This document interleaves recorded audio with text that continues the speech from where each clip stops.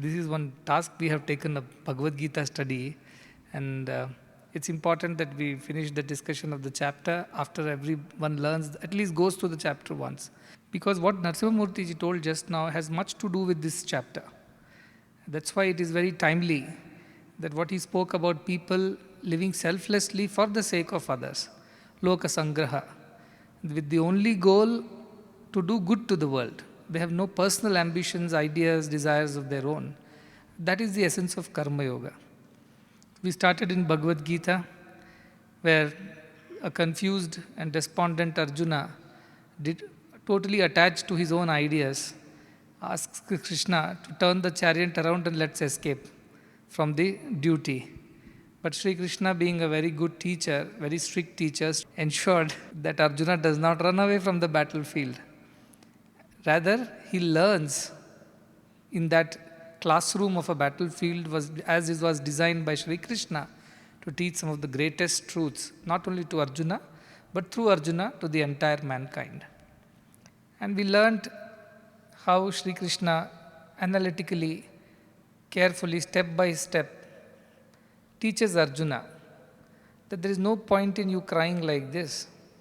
And he teaches him that more than this body and mind, we are the Atman. The truth of ours is that we are Atman, which is indestructible.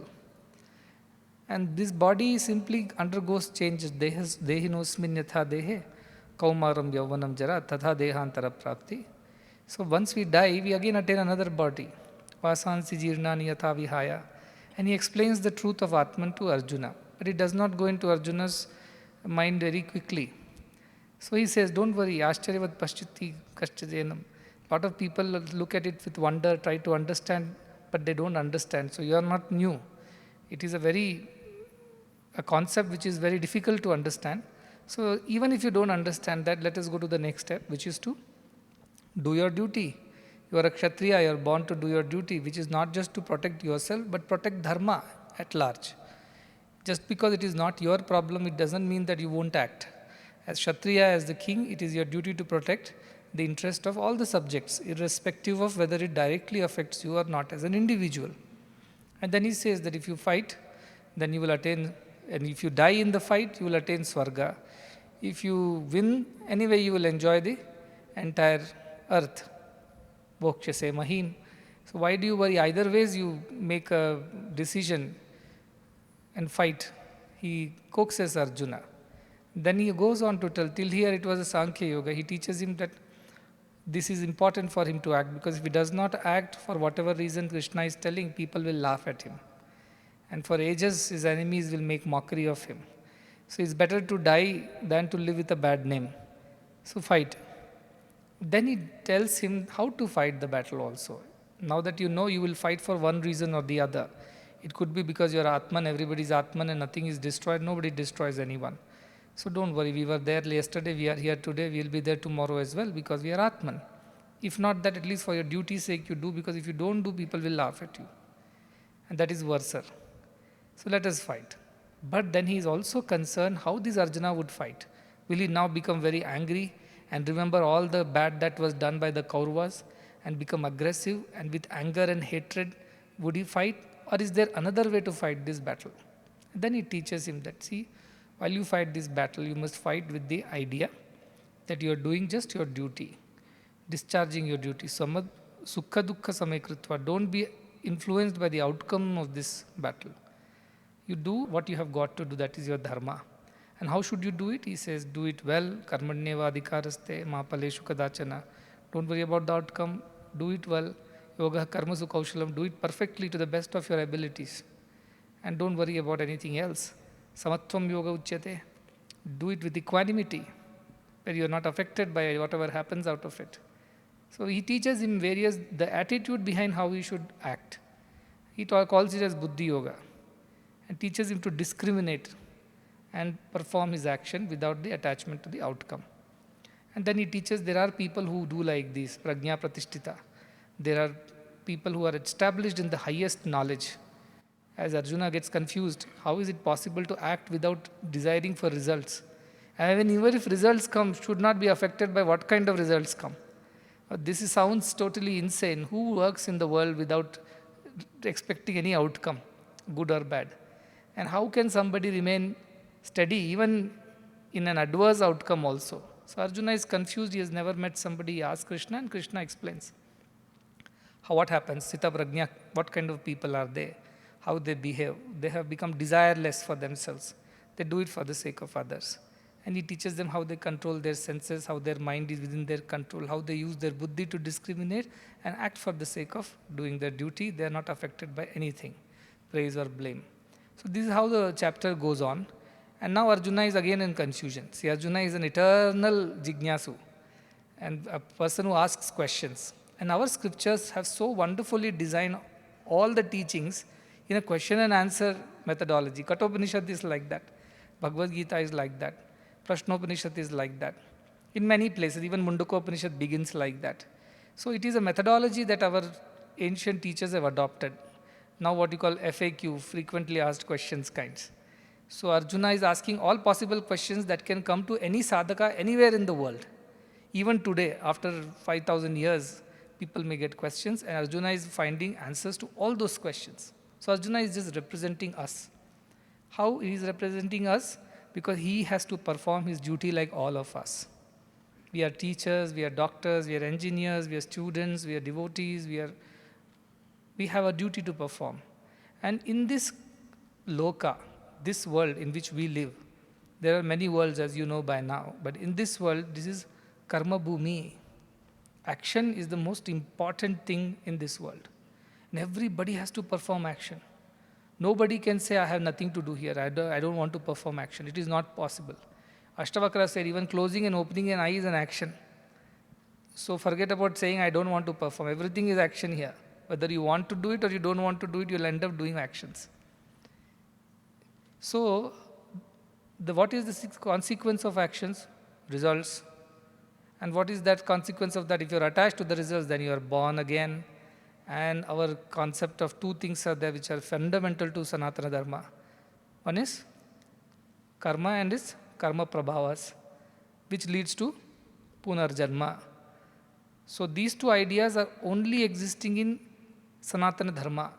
And now in the present modern times, as we say Hinduism, these two concepts are available here. One is that we have to perform actions, and there are consequences to actions which will either bind or liberate us, depends on the attitude with which we perform. But nobody can escape action in this world.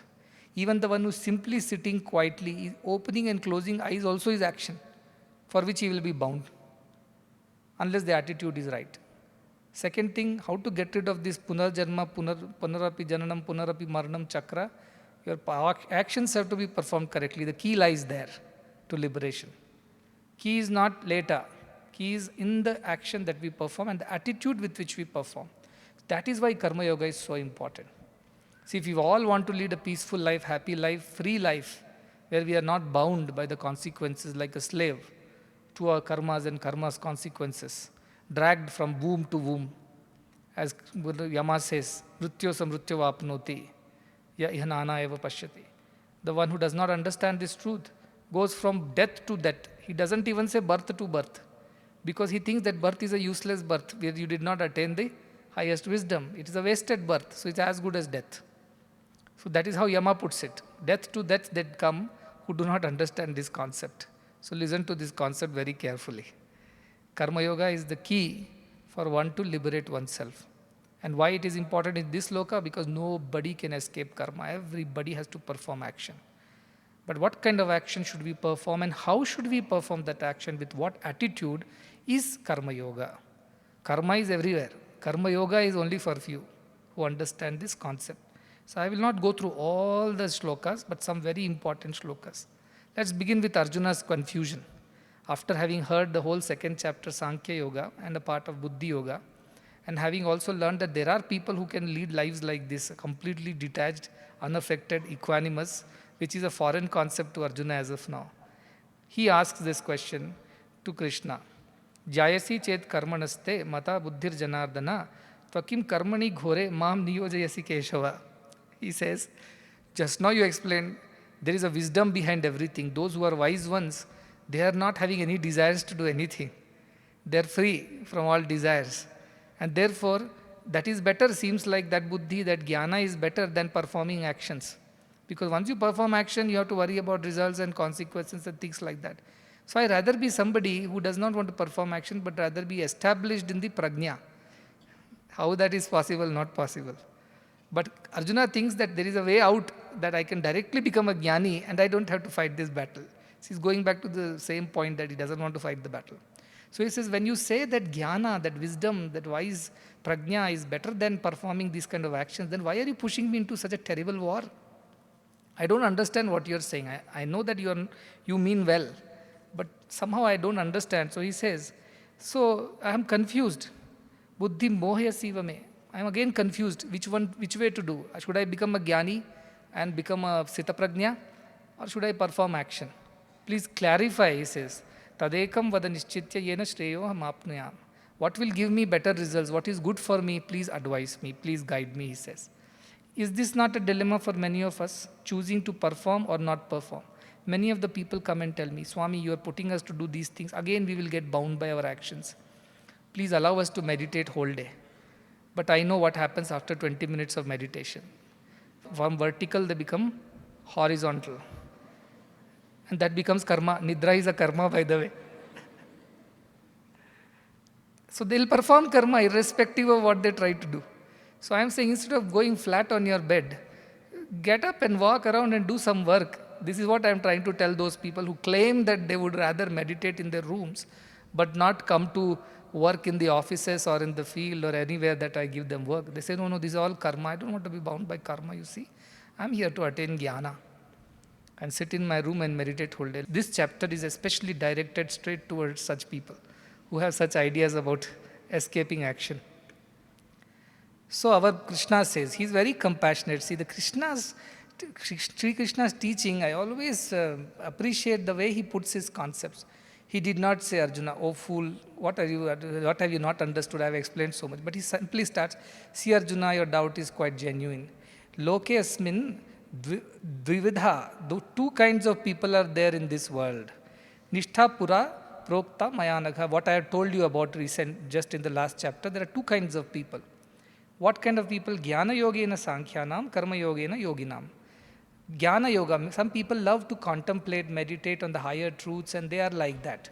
That's why we find people withdraw from the society, go to the forest or in the Himalayas or somewhere. They are one kind of people. They have their interests like that. The other kind of people are those who are interested in action.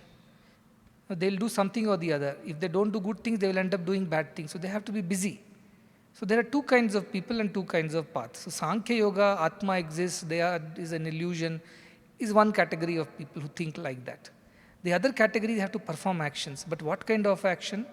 That I have taught you as Karma Yoga. So I will elaborate now on that. That is what he's saying. But he does not straight away kind of ridicule Arjuna. But he rather explains that what you're saying is right. There are two kinds of people though, and they have different kinds of aptitudes. So accordingly, karma or the jnana is taken for them. So he says that, I'll skip a few and say, Nahi kaschit kshanamapi jatu tishchat akarmakrit. Nobody in this world, not even for a moment, can stay without performing action. Can you believe that? You will say, I'm doing nothing, I'm just sitting in my room. That is an action. How is that an action is the question that you have to sit and analyze. And he says, Karyate hi avashah karma sarva prakritir jair gunaihe. All have a nature of their own prakriti, guna. These gunas direct their action. So the one who is sleeping and apparently doing nothing is actually performing action out of tamas, tamo guna. His lethargy, his laziness, his inertia is driving him to simply lie in a place, seemingly not doing anything. But actually he is performing a karma born out of his guna of laziness. Similarly, somebody who is super active, working everywhere, doesn't want to come for satsang, doesn't want to sit a minute for meditation. Give him any amount of work he is willing to do, but can't sit in a place and meditate or contemplate. He is also performing action. He may say, I'm performing it for the sake of welfare of the world, but he is performing action out of rajoguna, which drives people to performance of actions. And somebody who does not do both and is sitting in a quiet corner and meditating on something, he is also performing action out of sattva guna. Everybody is acting, whether you dislike or you don't like, whether you want or you don't want, whether you know or you don't know. Everything is action in this world. And Ashtavakra puts it so beautifully. Those who have ego identity within themselves, I am so and so. Such a person performs action even when he does not perform an action. Only the person who has no ego, no identification with the body and the mind, such a person, even while he is performing the action, is not performing any action. For him, there is nothing called action and reaction. But anybody who still identifies oneself with the body and the mind and has not yet realized the higher truth, for him, everything is action. Even sitting quietly is an action. Even lying down and sleeping is also an action. Breathing is an action, walking, talking, anything is an action, not necessarily something that he does in the office.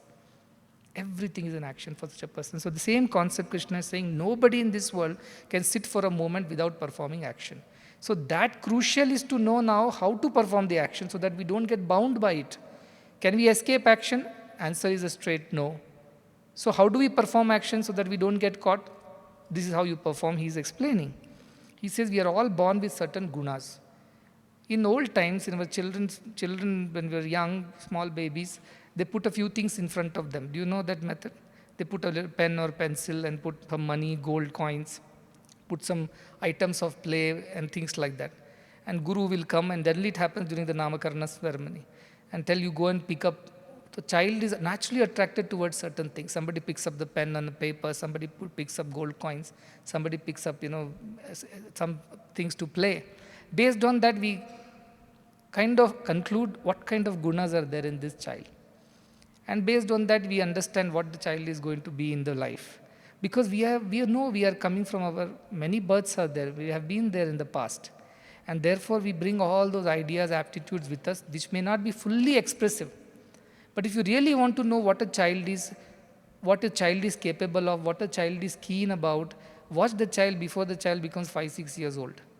Whatever the child is naturally attracted to, that is his true nature.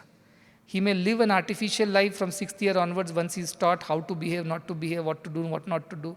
And he may continue behaving like that till his 90th year. But 91st year, he will be back to the same old habits. He will become the child again who has his own things to do and won't listen to anybody. Most of the people complain about the old people like that. They don't listen. Because they have become their natural, true selves, driven purely by their gunas. Much of our life is spent artificially under the influence of others. Very few break away from that, forced conformity and do their own things. Somebody like Abdul Kalam breaks away from selling newspaper and refuses to be a cleric or whatever and goes on to become a scientist because that's what drives him. His guna is that. He's inquisitive. He wants to know how to fly a plane or how to send a rocket. So also Rabindranath Tagore, who tells his father, I can't go to these schools anymore. Please leave me alone. Give me a nice natural place and whatever I can learn, I will learn. And he never has a formal education but goes on to earn a Nobel Prize for his poetry. So also there are others. So they are driven by true gunas which are they are born with. That's why I say find the purpose of your birth. Find the purpose. And how do we find the purpose? Anything that you can do every day of your life and never get bored other than eating, sleeping and playing. Please cut that off. Playing, of course, in another way, but ahara, nidra, bhaya, maituna. These are common animal instincts. If you say, these I love to do, I can do every day and never get bored, then that is not what I am talking about. I'm talking about apart from ahara, nidra, bhaya, maituna, anything that you can do and do every day and never get bored, never get tired of it. You know that you are born to do that.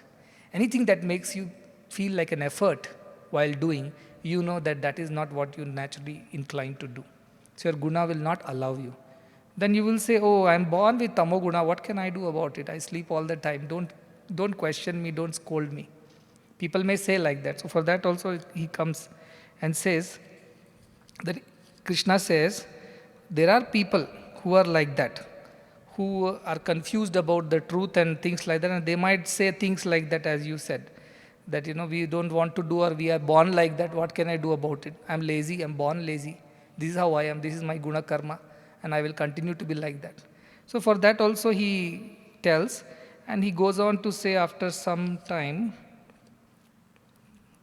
that those people who are born like that, you should not go and disturb them in their thinking. Because they are jñānis. If you go and tell them anything of this great knowledge, they will misunderstand it and make it worse for you. So he'll come there somewhere at some point in time. So he tells that those are born with that kind of nature, straight away don't go and disturb their work style. So many people, they do certain things, others come and tell me, why don't you advise him a little bit? Well, let him do like this. And I tell, I'll advise him at the right time. They are not ready to listen to me because they are too influenced by their karmas or gunas. So don't you do and disturb them. So Krishna goes on to say that nevertheless, you continue to do your work. How you should do yajnartha means do it as a sacrifice and as an offering. That is very important. Again, as we do all the work, we can do for our own sake to earn money, to get position, power or whatever. But Krishna advises us in this, do it as a sacrifice, as an offering to God. But how can we offer to God certain things? It's not worth offering. Then don't do it, simple as that.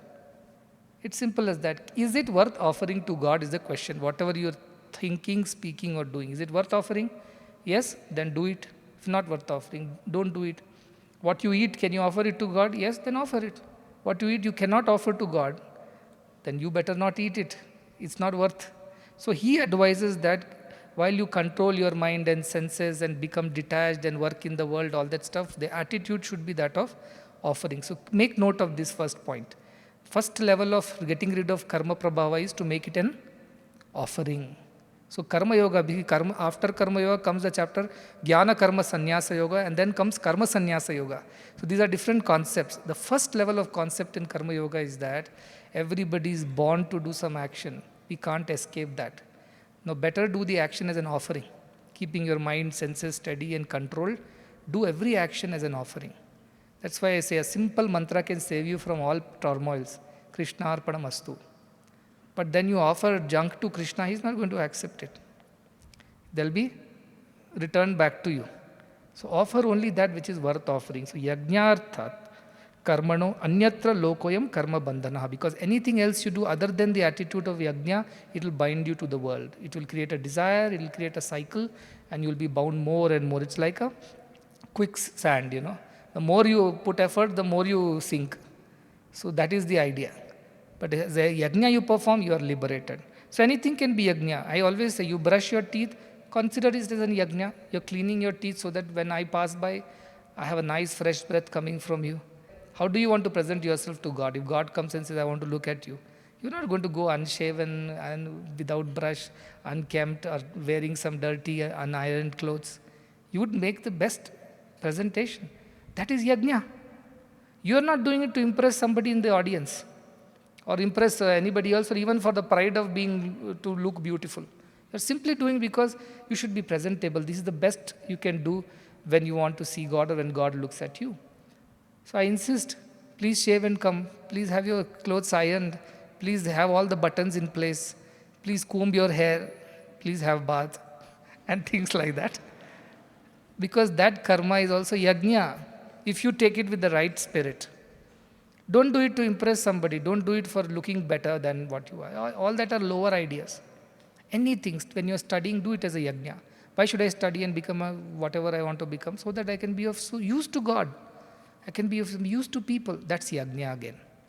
Anything can be done as a yajna. Yajna is not to set up a fire altar and then learn mantras and put samit and all that. No. That's karma kanda. I'm talking about yajna. Yajna is an attitude to offer everything to God. So he says, the great Prajapati, the Brahma himself created this idea of offering everything to God. Sah yajna prajah srishtva purovacha Prajapati anena prasavishyadvamesha. So he says that the Prajapati creator in the beginning itself created the whole thing as an yajna. We had to offer everything to God. But we have been doing it another way. And therefore, for anything, you must do it with the attitude of offering. Why? Then he says a very nice idea, which many of us know, but he says that Ishtan Bhogan hi vodeva dasyante yajna bhavita. When you offer things to God, God gives back much more in return. Now that should not be the reason why you should offer, nevertheless. You offer it as out of love, as an outpouring of your love and gratitude for all that God does for you. You want to do something for Him. So whatever He has given, I want to give back to Him. So he says that we have a partnership between gods and humans. And we all know that by now we have so many gods in our culture. God of wind, God of rain, God of earth, God of many, death also like Yama. And we have to offer certain offerings to certain gods. So Brahma created these ideas of worship so that you can please that particular god. And God, when pleased, will give you a lot of boons. At a very physical level, in 2015, 16, there were no rains here. It was quite dry. And the happiest were the boys in the hostel because they could have bath once in 2 days. No water, French bath. But suddenly we thought we will perform a Rudra Homa, Atirudra Mahayajna. And once we performed that, since then the rain has not stopped in Muddanadi. So much so that last year we had tough time even holding water. Everything was flooded. Because these yajnas bring prosperity. That's why our ancients were always doing yajna. And what is yajna? You put something that you have got from earth back into fire. And paroksha priyaha vai devaha. These gods or the forces of nature are available, are present. And they accept these offerings. And they in return bless us. Like a father who brings a kg of sweet from the market on his salary day and gives it to the child and says, go give it to your mother, let her give it to everyone. So the child runs with the box of sweet, goes to mother. What does the mother do? She opens the sweet box, takes out 2 pieces, puts it on a plate, gives it to the child and tells, go and give it to your father. And the child runs back to the father and gives 2 pieces of sweet out of the whole box. And father becomes so happy. Look at my child, he thought of me, he brought this sweet. Next time again he wants to bring sweets because he wants to experience that love of that child. Likewise gods are. They want to feel the love of the people because they don't need anything else. They have everything. So when we do little things in the name of God, we offer it to God, God becomes so happy. He wants to give more to such people who wants to do more. In Canada, when we were sitting, some devotees were there and one fellow said, Swami, give me a lot of money so that I can do a lot of seva. I told him, you do a lot of seva and I'll give you a lot of money. It's not the other way around. You do seva, then you see. See, Narasimha Murthy is there, or Narayan Roy is there, all these elders are there. How much seva they have done. But they don't have 1 rupee in their name, 1 asset in their name. Nothing absolutely. They're perennial, as he says, I'm a perennial pauper, but I live like a prince. And I have seen through the hands of these people how much of money, how many things have happened. But nothing stayed with them. Become like that and see how you cannot get money, but you will not get for yourself. That is the catch. Give it away, you will get more. And in that, doing good to others, your good will be taken care of. So gods are like that. Gods become very happy if you do a little for them, remember them and offer them. They return it back many, many folds. Provided you have done with Shraddha. So this idea that Ishtan Bhogan Hivo Deva Dasyante Yajna Bhavita, when you do it as a Yajna, gods will bless you. Tair Dattan Apradayabhyo Yo Bhungte Stena Evasa, very important. Whatever gods have given us, if we don't offer it to them, then we are thieves. Our scripture says we are thieves. It's not about just your money. It's about anything, your talents, your knowledge, your skills. All this is given by gods. And if you don't offer it back to God, you are a thief. You are stealing away from God. That is how our scripture presents it. Can you imagine such a powerful concept? Everybody else thinks they have earned it, they own it. In India, in our culture, no. Even if I have put efforts and earned it, it's given by God only. For I tell, you can be an engineer, but have you created the space and the elements? You can be a painter. Have you created colors and light? You can be even a farmer, but have you created earth and water and all the thing that is required to grow a crop? You can be a doctor, but have you created the body in the first place? So what are you proud of? All these are given by God, using which you have become so accomplished.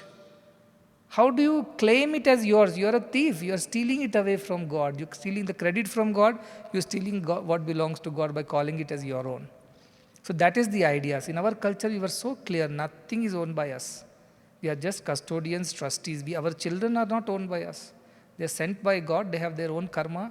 They have their own life path. We are just here to facilitate them. We are just here to support them in whatever they are to achieve. So clear. There was no sense of attachment. Imagine somebody who works like this. Can he ever develop attachment to anything in this world? It's not mine. How can I have it? You can go to a hotel. You can pay for the room, but you can't take a spoon from there. If you take it, you're a thief. Or if you don't pay for the room, you're a thief. Likewise, everything belongs to God. This body belongs to God. Everything. Parents have given the body. The life has been given by God. Many children are born with bodies, but no life. So life is given by God. Likewise, our scripture says, do this way, because yajna shishtashina santo muchyante sarva kilbishaya. Because anybody who eats after having offered to God, whatever is left over, his karmas are destroyed. His all papas are destroyed. He has offered it to God and he has received everything as prasadam. So I call this as naivedyam, as the offering, and we receive prasadam in return. Let it be a singers, they sing bhajans. They sing as an offering, not to impress the audience, not to show their proficiency. And God is happy. Whatever comes back from there, it becomes prasadam. You work in organization, you work in various departments, you put your best efforts, selflessly you do work for God, work for people of God. You receive a salary or you receive whatever emoluments you consider as prasadam. And that prasadam is rightfully yours. Otherwise, it's a stolen stuff. You're a thief. Even income tax department doesn't spare if you don't pay back what they deserve. But God, He compassionately forgives us and we keep on taking God for granted. So you should always remember that, because bhunjate te tvagam papa ye pachanti atma karana. Those who eat for their own selfish sake, they are eating sin. They're eating sin, sinful things. It may not be a non-vegetarian food or something. Sin does not mean you killed somebody and ate it. Sin means even a pure vegetarian or a vegan food not offered to God is a sinful food. Likewise, our idea of scriptures of offering everything to God, every action to God, is so deep-rooted in our culture. Even today when you go to many houses, food is cooked, first they go and place it in front of altar. Whatever is being cooked. If not, at least before eating we pray. Why Brahman Padam Brahmavi? We tell God we are offering it to you. You are within us. You eat it, you digest it, you enjoy it. Because you are the giver. So this idea is so important. And this shloka also comes here, what I talked about, the rains. Annat bhavati bhutani, parjanyat anna sambhavaha, yajnat bhavati parjanya, yajna karma samudbhavaha. All actions should be yajna. What happens then? Because with yajna comes rains. Rains is just a symbol, it shows prosperity. And then with that rain comes food. And by eating food only we are alive. So that's why we have to perform yajna. You see what we offer in yajna, we offer food grains in yajna. Whatever we have received from earth because of rain, that is offered back in the fire. It's just a symbolic way of saying, if you offer anything to God, He will shower His grace like rains on you. And whatever you need to run your life and take care of yourself and family will be provided to you by Him, and even much more so that you can help others in need. This is the idea of performing every action as sacrifice. The next one, which is very important, he says, this is the method for those who are bound by the idea of body and mind. But those, he says, atmanyeva cha santushtah tasya karyam na vidyate. Those who are satisfied within their selves, have realized their selves, for them there is nothing called work. It does not mean they don't work. They actually are super efficient, they are super busy. They work all the time, in fact more than others. Because they have no eye on desire, or they don't calculate how much I will receive if I work so much. If I work extra, am I going to get bonus or not? If not, then why should I work? These calculations don't exist for a gyani, who are satisfied with themselves. They are not working for any reason, any expectation. For them, concept of work does not exist. That's why some people say, Yanta Shrama, it's no Shrama, only Prema. Shrama is for those who feel that they are working. I don't work. This is my nature. You look at a river and tell, how hard you work, all the time flowing. Take rest for some time. What will the river reply? River tell, go read Bhagavad Gita. You don't know what is work and what is not work. This is my nature. To live for others is my nature. To flow perennially is my nature. To be selfless and quench the thirst of others is my nature. This is my guna. This is how I am. A gyani is beyond 3 gunas. That gyani works out of satisfaction and happiness of his own self. He is happy. That is why Brahma Vidam Varishtam, Mundakopanishad says, Atmarati Atma Krida Kriyavan. They are happy and busy in themselves, yet they work for the sake of others, not for their sake. So those people, there is nothing called work. So he says, Naiva tasya kritenartho na kriteneha kaschana na chasya sarva bhuteshu kaschidartha vipashrayaha. He says, for them, such people, there is no interest in whatever is done. They do it with great interest, but they have no expectation of returns. So not for any reason, just for the sake of doing, they do. And even if something is not done, they are not worried about it. In doing and not doing, they are same. What does it mean? I set out to do something. For some reason, it could not be done. Now, should I sit and lament about it? No, they let go of that also. They did their best, tried, didn't happen, all right. Because they were not expecting anything in return. But imagine a businessman who sets up a business, invests crores of rupees and does not earn profit. Can he afford to say this? It's all right. He can't. Because he has expectations out of it. So a selfless being has no expectations. They do, and that's why they are free from the results and outcomes. So they are never bound. So that is the idea. They are not dependent on anybody. See, many people think, I keep talking to people, do this for me, will you do that for me? Are you really doing it for me? When I tell, go work in my hospital, do this for me. What can I do for you, Swami? Work in the hospital, you're a good doctor. Is he really doing it for me? Am I the patient there whom he's going to treat, at least physically? No. So they are not dependent on anybody. I tell people, donate for this cause and contribute for that cause. Is it for my sake? No. I am not dependent on anybody. So that's what it says. Sarva bhuteshu kashchidartha vipashara. For no reason they are dependent on anybody. I may look like I am dependent on all of you for the sake of the work that we do. And sometimes I will go bend backwards to even, convince you to do things. And many times people say, oh, that person is throwing so much of tantrum. Why do you even do this? Then I tell, there is nothing like doing and not doing for me. If something good comes out of it in which that person is redeemed and also good happens to the society, I am happy in that. So, but I am not dependent on them. And nobody should ever think they are doing a favor to me here.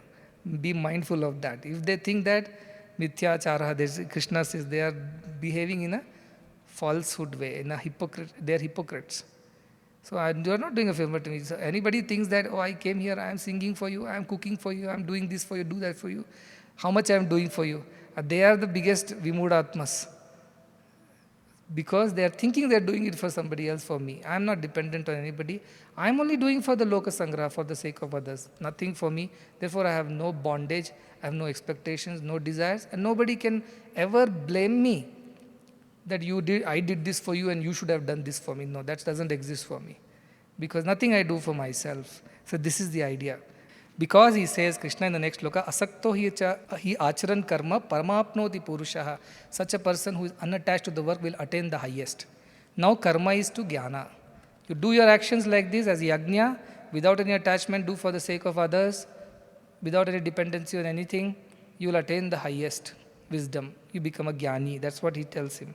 So he gives example like Janaka and others. Janakadayaha loka sangrahamevapi sampatshan kartumarhasi. Janaka was a king and he was a very great king. In fact, his example is quoted everywhere for a king who was jeevan mukta, who had no attachments whatsoever. So when he met Ashtavakra, he told Ashtavakra, I don't want to be a king anymore. Yesterday I met some devotee. She said, I don't want anything anymore in life. I said, it's the same case as Janaka, who did not want to be a king anymore once he learned the wisdom. But then Ashtavakra says, Janaka, till yesterday you were a king because you wanted the kingdom. Today you be a king because your kingdom wants you. For the sake of kingdom, be a king. You need to be a king, not that you want to be a king. So that is the idea of these people. So he says, for loka sangraha, for the betterment of others, welfare of others, this to do. And these are very important shloka. This perfectly applies to us. Yadyaja charati shrestha tatat deve tarojanaha sayat pramanam kurute lokas tadanuvartate. This I quote often. The way noble people conduct themselves, that is how others follow. If they don't set a good example, the world will have bad examples to follow. That's what is happening in the world. We have too many bad examples. And our generations after generations, they're getting unfortunately influenced by these bad examples. And they do all these kinds of things by influenced by such people. Now we have something called social media influencers. That is a new category of profession. These people are called influencers. Their whole job is to produce some kind of content which will influence people. And sometimes they set bad examples. So we need good examples in the world. For that sake you work, Krishna is telling to Arjuna. Well, let us work in this world. Let us not run away from work. But let us set an example for others. We set a hospital like this. It's an example. Who knows, somebody will get inspired someday. We want to talk about free medical education. That is what I was telling in the hospital. I said, I hope someday other medical colleges will get inspired. At least few seats they will keep for poorest of the poor without charging them. They may not be willing to do everything as we do, but at least some influence. Let us see. So we have to set example. It's important. And I always say the best service you can do to the world is to be an example. So that is what Krishna is saying. He says, Name parthasti kartavyam. Here Krishna tells about himself. I have no duty in the three worlds. Don't think this battle was to be fought and my design and my wish. No, I have no duty. I have no duty to be your charioteer. I am doing for a greater good of the world that I am your charioteer. Otherwise, I am a king. Why should I sit at your feet? But he is doing that. So he says, I have no work whatsoever, no duty. Nobody can force me to work. But still I act, I work every moment. Every moment. Though I have nothing to attain, nothing to gain, and there is nothing that I have not I don't have. I have everything with me. Yet I work. That is what Narsimurti ji was saying just now. Do I get a salary out of this work? No. Do I get a position, name, fame? Nothing I get out of it. Now why do you work? For loka sangraha, for setting an example for others. There is nothing to gain, nothing to lose. And this is what I was telling earlier also. That I always ask myself, for what sake I work every day? Am I attached to this work? Am I attached to the place? Am I attached to the people? And I ask myself, if for whatever reason for some reason I have to drop everything, am I willing to do it? And if the answer is yes every day, only then I continue to work the next day. The day the answer becomes no and I feel no, I think I would like to continue and do this and do that, I think that is the day when I don't want to be here.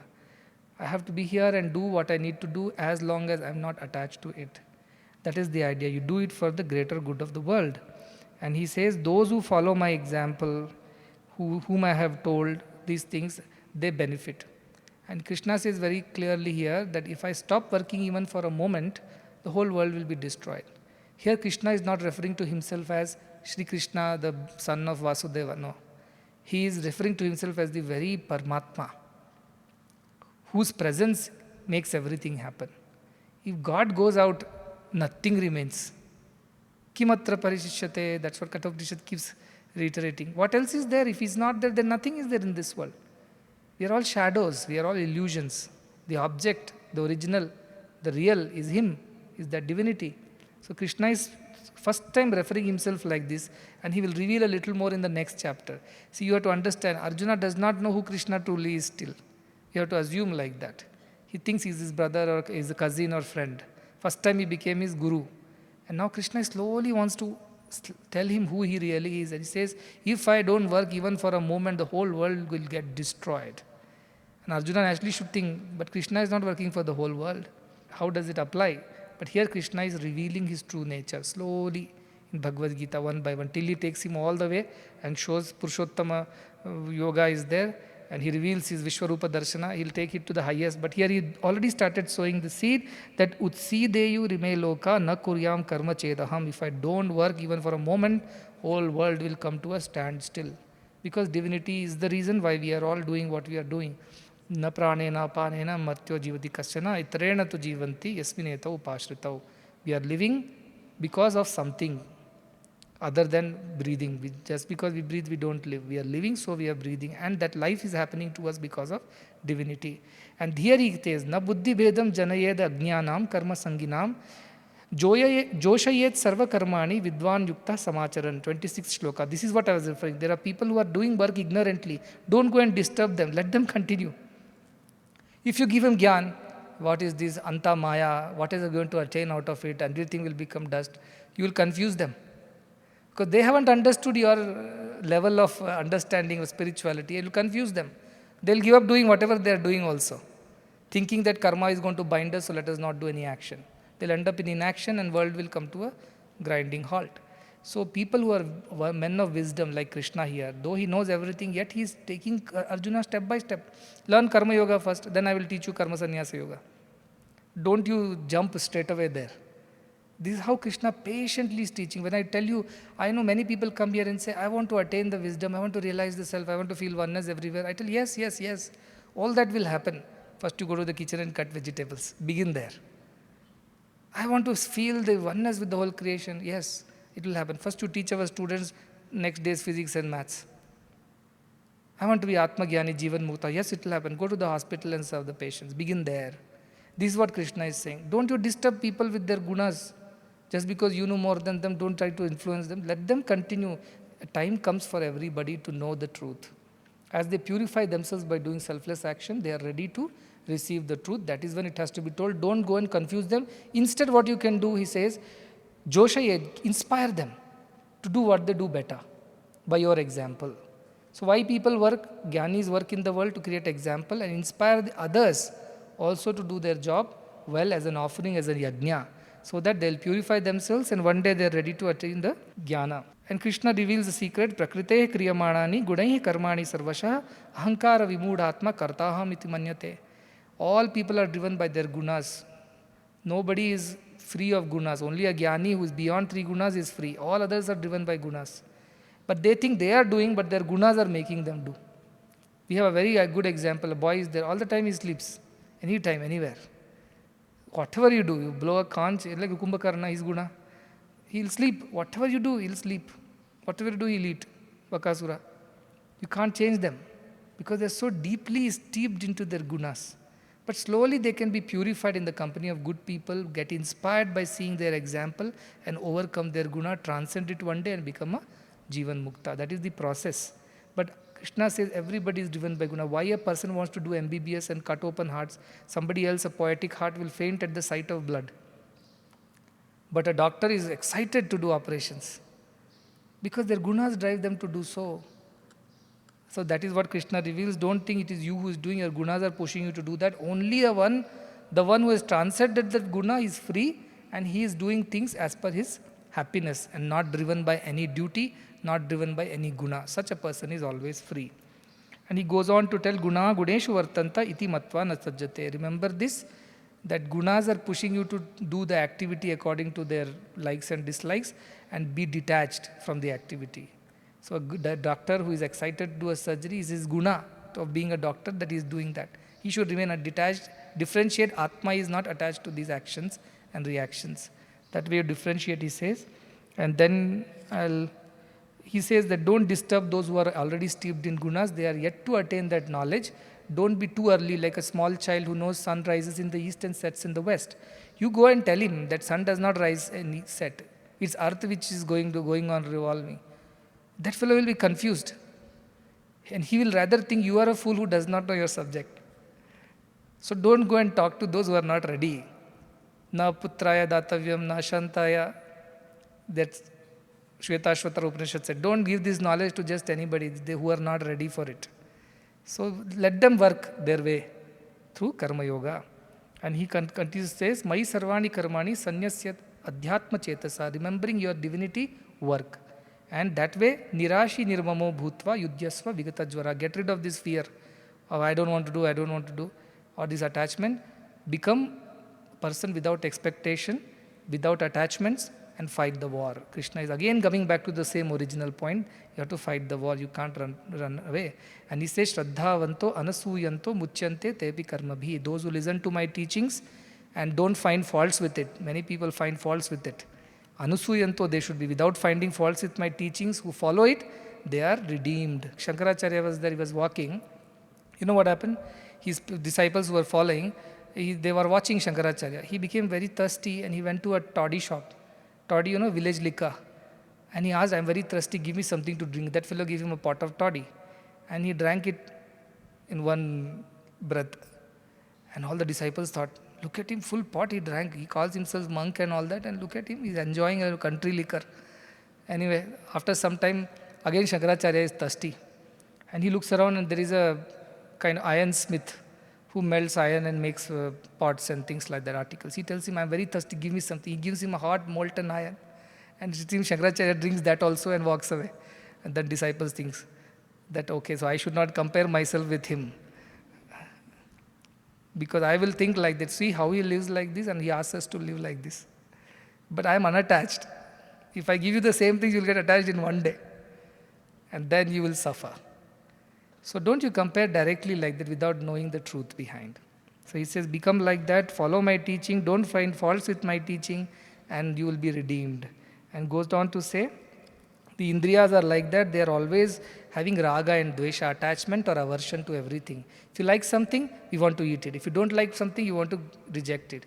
This rejection and acceptance is a concept of indriyas only, it is not of Atman. For Atman, everything is acceptable. So he tells indriyas are like this, don't be influenced by them. Go beyond. Your indriyas are telling, your moha is telling you, do this, don't do that, but don't be like that. Tayor na vasham agachet tau.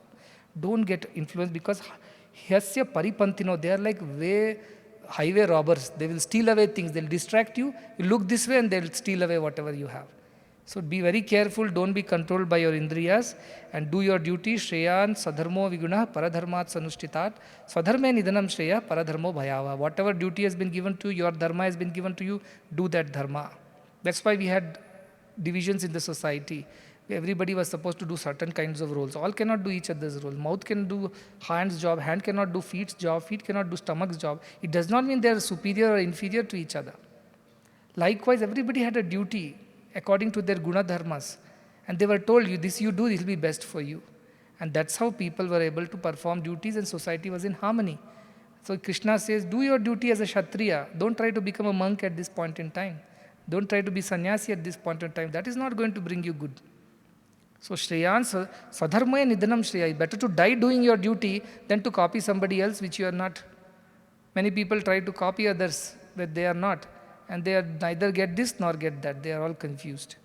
And he says, and final part of the Bhagavad Gita, this chapter, when he tells you, control your indriyas and don't be influenced by them, he asks, now I understood so many things.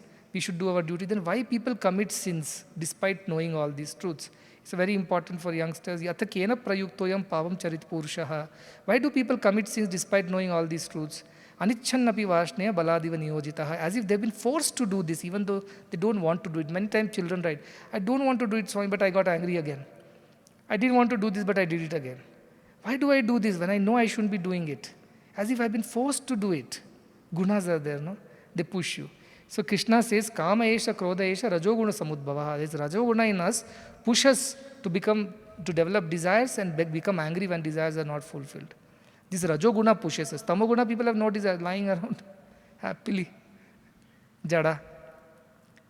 But Rajoguna people have tremendous desires. So in action, the risk of developing desires lie. So be very careful. If you have a lot of rajas, control it with sattva, otherwise you'll end up in mahashano mahapapma vidhaya ena iha vairinam. These are the biggest enemies, kama and krodha, which are born out of rajoguna. So be careful, he tells him.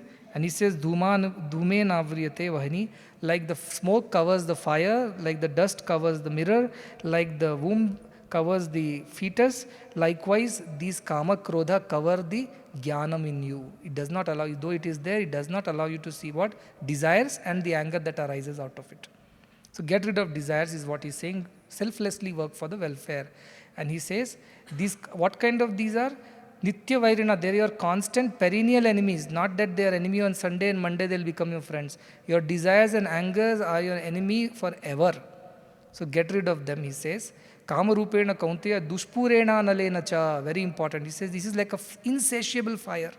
Some people say, I have developed this desire. If I fulfill this desire will disappear. Never it happens. If you put more ghee in fire, fire is not going to be satisfied. It will ask for more. See, some gurus have this philosophy. Let them do what they want to do, because once they'll get fed up with it, that what you call the concept of, we have that, marginal utility concept. You eat too many sweets, you don't feel like eating sweet. Maybe not on that day. Next day you'll again feel like eating. So dushpurena analena cha. It is like a fire which cannot be satisfied. So don't try to fulfill desire to overcome desire. The only way to get away from desire is to get rid of it and develop selflessness is what he's saying. And he says, where do these desires breed? They breed in our senses, mind and buddhi. They are a breeding ground, like our water, stagnated water is breeding ground for mosquitoes. Desires breed in our indriyas, our mind and a bad buddhi. They are the places where it grows. They create delusions in oneself and cover the jñāna. Therefore, first and foremost, what you do, Krishna tells him, Tasmat tvam indriyanya adav niyamya bhartarshaba. Before you start on spiritual path, control your senses. That is what he's saying. Begin with that. So how do I help you doing that? I keep you so busy that there is no time to run behind senses. All the time you're busy, from 4 o'clock that you get up till 10 in the night, you're continuously working. People think, why such a hectic schedule? This is the reason. So that you can control yourself a little bit. And then he says, Indriyani paranyahu indriyabhya paramanaha manasistu parabuddhi yo buddhe paratastu saha. Beyond indriyas is the mind, beyond mind is the buddhi, beyond buddhi is the atman. that divinity. So he advises him, use that divinity to steady yourself. Invoke that divinity within you, invoke that divine power within you. Don't reject yourself, or don't, think of yourself as just body and mind, weak-minded. I am useless, I am weak-minded. This negativity should not be there. Remind yourself, whom aham eva aham avyayaha, aham brahma sarvam brahma. These are the truths you have to remind yourself every day about. That will give you the strength to overcome silly, petty desires, to control your senses and become completely established in that. So that is the final conclusion. He says, using this, buddheya param buddhva samstaphyatmanatmana, using this ultimate knowledge, control your things, and then jahi shatru mahabaho kam rupam durasada. All these desire, this enemy of desire can be destroyed using the higher truth of self. So this is the end of this Karma Yoga chapter. Idea is that we have to perform action. We cannot escape action. Actions should be performed for the sake of others, like Janaka and others. Like God performs actions though he has no duty, but he does for the sake of others as a yajna without any desire whatsoever. And such a person who is free from desires born out of any action, such a person is jeevan mukta. He can happily roam around the world, nothing happens. As they said, Ashtavakra tells about that. Bhrantasyeva dashastas tadrishayeva janate. He looks like a deluded person, but he is a wise one. Why? Because he has nothing, no desire, nirhankara, nirashe. Such a person alone enjoys the world. For all others, world is enjoying them. They think they are enjoying the world, but they are wrong. So if you want to work in the world, which you have no choice about, work. Whatever has been given to you, do it well, but do it as an offering to God, as a first step of Karma Yoga. Don't try to escape action. Do it well, do it selflessly as an offering. That will help you to control your mind and senses. Invoke the divine power which is within you. Infinite is your potential. Remind yourself all the time and work accordingly. This is the ultimate essence of Karma Yoga. But this is the first step in the karma. The next step, Jnana Karma Sannyasa Yoga, takes you further deeper. It asks you the question, who is the doer in the first place? That is the question being asked next. You think you are doing, and then you are offering, and then you are getting rid of the desire of the results. Wait. Who is doing in the first place? Are you the one who is doing? That is the question coming in the next chapter. So we will learn that next chapter. Anyway, today it's a lot of time. But as a Shubhasya Shigram, whatever good is there, it should be done early. And even at the cost of a late dinner and skipping the Paravidya classes. This is Paravidya. So this is what you should remember, and it's a very important concept, Karma Yoga. Bhagavad Gita begins with this concept and then takes you to the higher concepts, Bhakti Yoga, Jnana Yoga and other things. Begin here, begin right, everything will fall into place. Especially people working in organizations like ours should know Karma Yoga, how to work.